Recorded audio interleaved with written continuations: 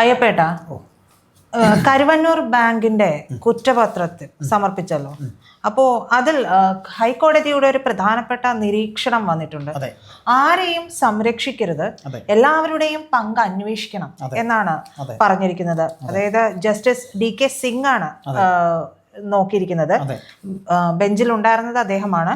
അപ്പോൾ മാത്രമല്ല, സമ്മർദ്ദവുമായി ആരെങ്കിലും വിളിച്ചാൽ അത് റെക്കോർഡ് ചെയ്ത് കോടതിയെ അറിയിക്കണമെന്ന് കൂടി പറഞ്ഞിരിക്കുന്നു. അതായത് ഒരു ഹൈക്കോടതിയിൽ നിന്ന് ഇത്തരത്തിലൊരു നിരീക്ഷണം വരുമ്പോൾ ഇതിൻ്റെ മീതെ അതായത് ഈ ഒരു അന്വേഷണം ഇല്ലാതെയാക്കാനായിട്ട് പല സമ്മർദ്ദങ്ങളും ഉണ്ടാകുമെന്ന് പറയാതെ പറഞ്ഞിരിക്കുന്നു കോടതി എന്ന് വേണ്ടി അനുമാനിക്കാൻ. തീർച്ചയായിട്ടും അതിൽ പ്രീത പറഞ്ഞതിൽ CPM നേതാക്കളുടെ പങ്ക് എന്നും കൂടെ അണ്ടർലൈൻ ചെയ്ത് പറയാം. അല്ല, ഇതിൽ ഉൾപ്പെട്ടിരിക്കുന്നതൊക്കെ CPM ആയതുകൊണ്ടാണ്. അതുകൂടെ നമ്മൾ കറക്റ്റായിട്ട് പറഞ്ഞാലേ ആ വിഷയത്തിന്റെ ഒരു ആധികാരികത. അതായത് കരുവന്നൂർ സഹകരണ ബാങ്കിൽ എൻഫോഴ്സ്മെന്റ് ഡയറക്ടറേറ്റ് റിപ്പോർട്ട് കൊടുത്തിരിക്കുന്ന കുറ്റപത്രത്തില് അതിൽ പേരുള്ള CPMലെ എല്ലാ പ്രതികളെയും ചോദ്യം ചെയ്യണമെന്നാണ് കോടതി പറഞ്ഞിരിക്കുന്നത്. ഹൈക്കോടതി പറഞ്ഞിരിക്കുന്നത് ഈ കേസിൽ പ്രത്യേകിച്ച് CPM നേതാക്കളുടെ പങ്കാണ് അന്വേഷിക്കേണ്ടത്. അപ്പോൾ ആ CPM നേതാക്കളുടെ പങ്കെന്ന് പറയുമ്പോൾ AC Moideen, MC Varghese, PK Biju, K Radhakrishnan ഇങ്ങനെയുള്ള ഒരു 4 പേരാണ് നമ്മുടെ അറിവിൽ ഇപ്പൊ പുറത്തു വന്നത്. പിന്നെ അരവിന്ദാക്ഷനുണ്ട്, അല്ലെ? MK കണ്ണനുണ്ട്. അങ്ങനെ ഇനിയും ബാക്കി നേതാക്കളുമുണ്ട്. അപ്പോൾ ഭരണത്തിലിരിക്കുന്ന പാർട്ടിയിലെ അംഗങ്ങളായിട്ടുള്ള ഇവരെ വ്യക്തമായിട്ട് ചോദ്യം ചെയ്യണമെന്ന് EDയോട്, അല്ലെ, EDയോട് അല്ല എൻഫോഴ്സ്മെന്റ് ഡയറക്ടറേറ്റിനോട്, പിന്നെ ക്രൈംബ്രാഞ്ചിനോട് കൂടിയാണ് ഇപ്പൊ പറഞ്ഞിരിക്കുന്നത്. ഈ കേസ് ക്രൈംബ്രാഞ്ചിന്റെ അടുത്തേക്കാണ് ഇപ്പൊ വീണ്ടും പോകുന്നത്. അപ്പൊ ക്രൈംബ്രാഞ്ച് എന്ന് പറയുമ്പോൾ അറിയാമല്ലോ, കേരള സംസ്ഥാന പോലീസ് ആഭ്യന്തര വകുപ്പിന്റെ കീഴിലുള്ള ഇവിടുത്തെ പോലീസാണ് ക്രൈംബ്രാഞ്ച്. അതുകൊണ്ടാണ് കോടതി പറഞ്ഞിരിക്കുന്നത്, നിങ്ങൾ ഈ പറയുന്ന എല്ലാവരെയും പോലീസ് അന്വേഷണം നേരെ ഉണ്ടായില്ല എന്നുണ്ടെങ്കിൽ CPM നേതാക്കളെ സംരക്ഷിക്കരുത് എന്ന് അങ്ങനെ ചെയ്താൽ അതിന്റെ പ്രത്യാഘാതം ഉണ്ടാകുമെന്നും കോടതി പറഞ്ഞിട്ടുണ്ട്. അപ്പോൾ ഉദ്യോഗസ്ഥരെ ഈ പറയുന്ന ഭരണത്തിലിരിക്കുന്ന പാർട്ടി സ്വാധീനിക്കുമെന്നും അങ്ങനെ സ്വാധീനത്തിന് വശം കെട്ട് നിങ്ങൾ എന്തെങ്കിലും ചെയ്താൽ അത് നിങ്ങളുടെ കരിയറിനെ ബാധിക്കുമെന്നും കോടതി താക്കീത് ചെയ്യുമ്പോൾ അത് തീർത്തും ഇങ്ങനെയുള്ള നിസ്സാരമായി കാണാൻ പറ്റില്ല. ഇത്തരത്തിലുള്ള കള്ളത്തരങ്ങൾ മൂടിവെക്കലുകൾ ഉണ്ടാകും എന്ന് കോടതി മുൻകൂട്ടി നിരീക്ഷിച്ചിരിക്കുന്നു. അപ്പോൾ ഈ ക്രൈംബ്രാഞ്ച് അന്വേഷണത്തിന് ക്രൈംബ്രാഞ്ചിൽ ഈ കേസ് അന്വേഷിക്കുന്ന പോലീസ് ഉദ്യോഗസ്ഥർ കൃത്യമായി ഈ കേസ് അന്വേഷിക്കേണ്ടി വരും, അന്വേഷിക്കണം എന്നുള്ളത് തന്നെയാണ് ഇതിന്റെ ചുരുക്കെഴുത്ത്. അപ്പോൾ ഇതില് 19 കേസുകൾ കൂടെ പോലീസ് രജിസ്റ്റർ ചെയ്തിട്ടുണ്ട്. ഈ കേസുകളിൽ ജൂലൈയിനകം കുറ്റപത്രം കൊടുക്കാൻ കോടതി നിർദ്ദേശിച്ചിട്ടുമുണ്ട്. അങ്ങനെയാണ് ഇപ്പോ പറഞ്ഞിരിക്കുന്നത്. അപ്പൊ നമ്മൾ ഇത് പറയുമ്പോൾ CPM നേതാക്കളെ ചോദ്യം ചെയ്യണമെന്ന് പറയുമ്പോൾ ഇതിന്റെ ഈ കേസിന്റെ നാൾ വഴികളിൽ നമുക്ക് പറയാനുണ്ടായിരുന്നു. ഒന്ന്, ഈ ചോദ്യം ചെയ്യലിന് പേപ്പർ കൊടുത്ത ശേഷം MC വർഗീസ് ഒക്കെ എത്ര കാലം കഴിഞ്ഞാണ് അവരുടെ മുന്നിൽ വന്നത്, അതൊന്ന് ഓർത്തു നോക്കണം.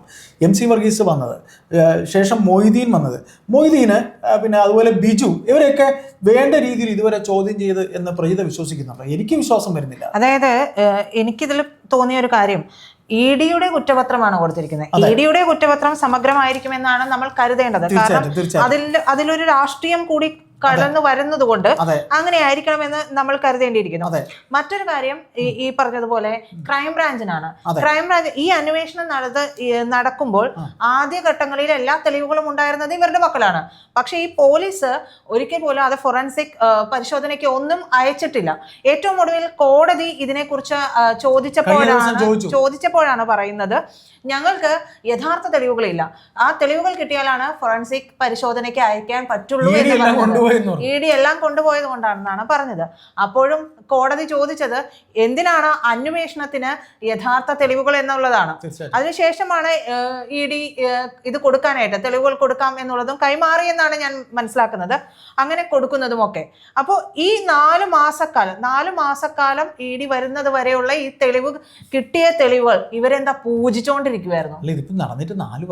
4 വർഷമായി ഈ ആദ്യം കിട്ടിയ തെളിവുകൾ ഇവർക്ക് കൈമാറുന്നതിന് മുൻപ് ഇത് പൊന്നിപ്പൊരുതി വെച്ചിരിക്കുക. ഞാൻ പറഞ്ഞല്ലോ, പൂജയ്ക്ക് വെച്ചിരിക്കുകയായിരുന്നു. അപ്പൊ ഈ പൂജയ്ക്ക് വെച്ച സാധനങ്ങളെല്ലാം കൂടെ തൂത്തുപിറക്കി ED വരുമെന്ന് ഇവർ പ്രതീക്ഷിച്ചില്ല. അവിടെ ശക്തമായി ആ സമയത്ത് ഇലക്ഷനും കൂടി നോക്കി BJP രംഗത്തിറങ്ങുകയും സുരേഷ് ഗോപി അവിടെ ഒരു സ്റ്റാർ ആവുകയും ഒക്കെ ചെയ്ത ഒരു സന്ദർഭമാണ്. ആ സന്ദർഭത്തോട് കൂടിയാണ് ED വരുന്നത്. ഈ ED വന്നതോടു കൂടിയാണ് ഈ തെളിവുകൾ പോകുന്നത്. ഈ 4 മാസം അല്ലെങ്കിൽ ED വരുന്ന ഈ തെളിവുകൾ ശേഖരിക്കുന്ന അത്രയും മാസക്കാലം ഇവരെന്തിനിത് പൂജയ്ക്ക് വെച്ചു? തീർച്ചയായിട്ടും ഇത് ഇരിങ്ങാലക്കുട പോലീസ് കണ്ടാണ് ഈ കേസ് അന്വേഷിച്ചു തുടങ്ങിയത്. അതെ, എന്നിട്ട് അന്വേഷിച്ചു തുടങ്ങിയിട്ട് ഈ പറയുന്ന ED ഇതെല്ലാം കൊണ്ടുപോയി എന്നും ഈ പറയുന്ന നെഞ്ചത്തടിച്ച് കരഞ്ഞിട്ട് കാര്യമുണ്ടോ? കിട്ടേണ്ട തെളിവുകൾ അത് കൃത്യമായ രീതിയിൽ അപ്പപ്പോ പോവണ്ടേ? ഇത്രയും വലിയൊരു 300 കോടിയുടെ ബ്രൈബ് അല്ലേ? അപ്പൊ ഈ ഒരു സ്കാം നടന്നിട്ട് അതിന്റെ അന്വേഷണം ഈ പോലീസ് ഉദ്യോഗസ്ഥർക്ക് വേണ്ടേ? അല്ലെങ്കിൽ പോലീസ് ഉദ്യോഗസ്ഥർ കൃത്യമായി വെളിച്ചത്ത് വന്ന് കോടതിയെ മുന്നിൽ ബോധിപ്പിക്കണ്ടേ ഇങ്ങനെ ഒരു കാര്യമുണ്ട്, ഞങ്ങൾക്ക് അന്വേഷണം നടത്താൻ കഴിയുന്നില്ല? അങ്ങനെ ചെയ്തിട്ടുള്ള എത്രയോ ഉദ്യോഗസ്ഥരുണ്ട്, എത്രയോ ഉദ്യോഗസ്ഥരുണ്ട്. ഫോറൻസിക്കിൽ പോയപ്പോഴത്തേക്ക് തന്നെ ഒപ്പെല്ലാം കള്ളമാണെന്നും വ്യാജമാണെന്നും ഒക്കെ തന്നെ തെളിഞ്ഞു കഴിഞ്ഞു. ഈ ആധാരത്തിൽ പറഞ്ഞിരിക്കുന്നതും ഇവര് ലോൺ എടുത്തിരിക്കുന്നതും പേരും ഒപ്പും ഒക്കെ തന്നെ തെറ്റാണെന്നും ഒക്കെ ഫോറൻസിക്കിന്റെ റിപ്പോർട്ട് വന്നിട്ടുണ്ട്. അതായത് കോടതിക്ക് കൃത്യമായിട്ട് അറിയാമല്ലോ ഈ ആഭ്യന്തര വകുപ്പ് മുഖ്യമന്ത്രിയുടെ കയ്യിലാണ് എന്നുള്ളത്. അത് മനസ്സിലാക്കിക്കൊണ്ട് തന്നെയല്ലേ കോടതി ഇത്തരത്തിലൊരു നിരീക്ഷണം കൂടി മുന്നോട്ട് വെച്ചിരിക്കുന്നത്. അപ്പോൾ അതിനെ നിസ്സാരമായി കാണാൻ കഴിയില്ല. ഇനിയിപ്പോൾ ഇവർ ഇതിൽ എന്തെങ്കിലും ഒരു കള്ളക്കളിക്ക് ഒരുങ്ങി കഴിഞ്ഞിട്ടുണ്ടെങ്കിൽ അത് ഈ പറയുന്നത് അത്ര ശുഭകരമായിരിക്കില്ല. അതിന്റെ ഒരു പര്യവസാനം കോടതി ഇടപെട്ടിരിക്കുന്നത് കൊണ്ട് തന്നെ ക്രൈംബ്രാഞ്ച്, അതായത് കേരള പോലീസിന്റെ കീഴിലുള്ള ആഭ്യന്തര വകുപ്പിന്റെ കീഴിലുള്ള ക്രൈംബ്രാഞ്ചിന് ശരിക്കും ഈ പറയുന്ന അന്വേഷണം നടത്തിയേ പറ്റുള്ളൂ. കാര്യം 19 കേസുകളാണ് ഇതിന്റെ പേരിൽ 3 മാസത്തിനകം കുറ്റപത്രം നൽകാമെന്ന് ക്രൈംബ്രാഞ്ച് അറിയിച്ചിട്ടുണ്ട്. CBI അന്വേഷണത്തിന് കോടതി ഉത്തരവാദിത്തങ്ങളുടെ സാധ്യത കണ്ടിട്ടാണ് തിരക്കിട്ട് തന്നെ ഈ കുറ്റപത്രം. കാര്യം കോടതി ഇന്നലെ കഴിഞ്ഞ ദിവസം പരാമർശിച്ചോ പറഞ്ഞു ഈ കേസ് എന്തുകൊണ്ട് CBIക്ക് പോകുന്നില്ല. അപ്പോൾ ക്രൈംബ്രാഞ്ച് രക്ഷിക്കാൻ കണക്കാക്കിയിട്ട്, അല്ലെങ്കിൽ എന്തായാലും ഇത്രയും പറഞ്ഞിരുന്നാലും ഭരണത്തിൽ ഇരിക്കുന്ന പാർട്ടി ആയതുകൊണ്ട് ക്രൈംബ്രാഞ്ച് അത്യാവശ്യം കളികളൊക്കെ, കാരണം ഇവരുടെ എല്ലാം മുതിർന്ന നേതാക്കളെ ഒരു ഘട്ടത്തിൽ EP-യുടെ പേര് വരെ ഇതിൽ വന്നതാണ്. EP എന്നിട്ട് എന്താ പറയാ ഒരു ഇന്റർവ്യൂ കൊടുക്കേണ്ടി വന്നു ഏഷ്യാനെറ്റിനാണെന്നാണ് ഞാൻ വിചാരിക്കുന്നത്. അപ്പൊ അങ്ങനെ ഒരു ഇന്റർവ്യൂ വരെ കൊടുത്തു, അഭിമുഖം വരെ കൊടുക്കേണ്ട ഒരു അവസ്ഥ വന്നു. എന്റെ പേര് അതിൽ വരേണ്ട ആവശ്യമില്ല, അങ്ങനെ എല്ലാ കാര്യങ്ങളെന്ന് പറയുന്നത്. ഏറ്റവും അവസാനം കെ രാധാകൃഷ്ണനെ സമൻസ് അയച്ചിട്ട് അദ്ദേഹം പലവിധ കാര്യങ്ങൾ പറഞ്ഞുകൊണ്ട് ഒഴിഞ്ഞു മാറി.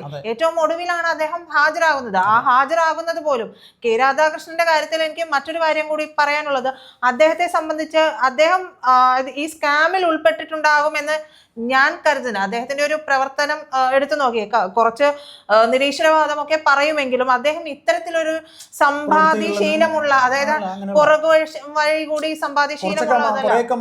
മറ്റൊരു കാര്യം അദ്ദേഹത്തെ കുറിച്ച് പറയാം, അദ്ദേഹത്തിന്റെ സഹോദരിയുടെ വിവാഹവുമായി ബന്ധപ്പെട്ടിട്ടുള്ള കാര്യങ്ങളിലൊക്കെ, മകളുടെ വിവാഹവുമായി ബന്ധപ്പെട്ടുള്ള കാര്യങ്ങളിലൊക്കെ അദ്ദേഹം ഇതേപോലെ വഴിവിട്ട് ഇടപെട്ടു എന്നൊക്കെയാണ് പറയുന്നത്. അത് എത്രത്തോളം ശരിയാണെന്നുള്ളത് എനിക്കറിയില്ല. അത് കാരണം അദ്ദേഹത്തെ പോലെ ഒരു നേതാവായതുകൊണ്ട് അതിൽ കണ്ണും പൂട്ടി പറയാനായിട്ട് തെളിവുകൾ വരുന്നത് വരെ ഞാൻ ഒരിക്കലും അതിനെക്കുറിച്ച് പറയില്ല.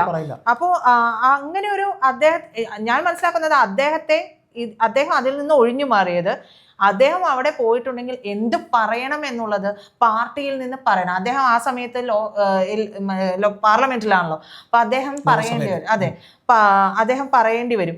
അദ്ദേഹത്തെ സംബന്ധിച്ച് ഒരു നുണ പറയുക എന്നുള്ളത് ഒരു അസാധ്യമായിട്ടുള്ള ഒരു കാര്യമാണ്.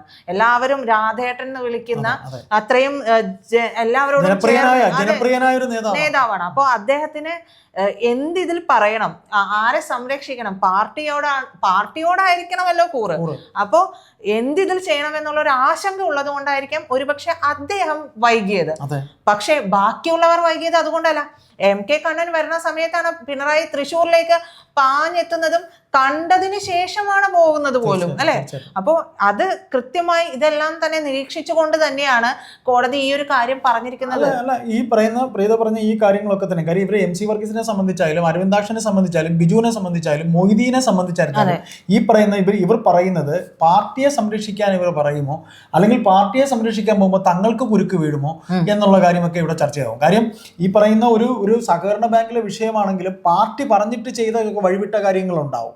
പാർട്ടി മേൽഘടകത്ത് എന്ന് പറഞ്ഞിട്ടുണ്ടായിരുന്ന ഇപ്പൊ ലോൺ കൊടുക്കാൻ സാധ്യതയില്ലെങ്കിലും ഈ പറയുന്ന രീതിയിൽ ലോൺ കൊടുക്കാൻ പറയുന്ന വേറെ പലരുടെയും ഫിക്സഡ് ഡിപ്പോസിറ്റ് കിടക്കുന്ന അവരുടെ കള്ള ഒപ്പിട്ട് അവരുടെ ആധാരം എടുത്ത് അവർക്ക് ഇഷ്ടപ്പെട്ടവർക്ക് കാശ് കൊടുക്കാൻ, അപ്പൊ അതെല്ലാം പാർട്ടി പറഞ്ഞിട്ടാണ് ചെയ്തതെന്നുണ്ടെങ്കിൽ, ഈ പാർട്ടി പറഞ്ഞു എന്ന് പറയുമ്പോഴും ചേട്ടനും അറിയാമല്ലോ, പാർട്ടി പറയണമെങ്കിൽ ആ പാർട്ടി ഒരു വ്യക്തിയായിട്ട് നിൽക്കില്ല, പ്രസ്ഥാനമാണ്. അപ്പൊ അതിൽ ചിലരുടെ കള്ളക്കളികളാണ്.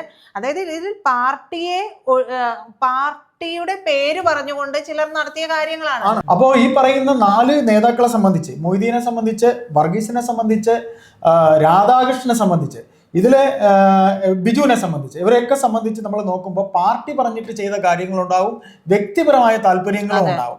ഇതിൽ ബിജു ഒഴികെ രാധാകൃഷ്ണനും മൊയ്തീനും വർഗീസും പാർട്ടി സെക്രട്ടറിമാരായിരുന്നാണ്. 15 കൊല്ലത്തെ തട്ടിപ്പിന്റെ കഥകളാണ് ഇനി ഈ പറയുന്ന അന്വേഷണത്തിൽ കറക്റ്റായിട്ട് വ്യക്തമായ തെളിവുകളോടെ ഇവരെ മുന്നിലുള്ളത്. രാധാകൃഷ്ണൻ, എനിക്ക് തോന്നുന്നു രാധാകൃഷ്ണൻ അങ്ങനെ വഴിവിട്ട് ചെയ്തിട്ടുണ്ടാകാൻ സാധ്യതയില്ല. നമ്മൾ പലപ്പോഴും സംസാരിച്ചപ്പോൾ രാധാകൃഷ്ണൻ മനഃപൂർവ്വം ചോദ്യം ചെയ്യിപ്പിച്ചതാണ് എന്നൊക്കെ തന്നെയും കഥയുണ്ടായിരുന്നു. ഏതായാലും നമുക്കിത് ഇത്രയും പറയുമ്പോൾ കോടതി ഇടപെട്ടിരിക്കുന്നത് കൊണ്ടും ക്രൈംബ്രാഞ്ച് വെട്ടിലായിരിക്കുന്നത് ഇത് CBI അന്വേഷണത്തിലേക്ക് പോയാൽ, കാര്യം ഇതിൽ ലൂപ്പ് ഹോൾസ് ഉണ്ട്, ഈ പറഞ്ഞിരിക്കുന്നതിൽ കള്ളത്തരങ്ങളുണ്ട് എന്ന കോടതി നിരീക്ഷണം കൂടെ വന്നു കഴിയുമ്പോൾ, ശരിക്കും കോടതി നിരീക്ഷണത്തിലാണ് ഇപ്പോൾ ക്രൈംബ്രാഞ്ച് അന്വേഷിക്കേണ്ടി വരുന്നത്. CBI അന്വേഷണത്തിലേക്ക് പോയാൽ അത് അടപടല പൂട്ടണ രീതിയിലേക്ക് പോയാൽ അത് സർക്കാരിന് ഒരു കേന്ദ്ര ഏജൻസികളായി, അതെ, രണ്ട് കേന്ദ്ര ഏജൻസികളാണ്. അങ്ങനെ 2 കേന്ദ്ര ഏജൻസികൾ ഈ തട്ടിപ്പ് അന്വേഷണത്തിന് പോയാൽ ഒന്ന് തദ്ദേശ ഇലക്ഷനെ അത് നന്നായിട്ട് ബാധിക്കും. പിന്നീട് തദ്ദേശ ഇലക്ഷൻ കഴിഞ്ഞാൽ വരുന്ന അടുത്ത 2026 വളരെ ചുരുക്കം മാസമേ ഉള്ളൂ. ഈ അന്വേഷണം അതിന്റെ ഫുൾ ഫ്ലെഡ്ജിൽ പോകുമ്പോൾ അടുത്ത ഇലക്ഷനെ അത് പൂർണ്ണമായും ബാധിക്കുമെന്ന് സർക്കാരിന് അറിയാം.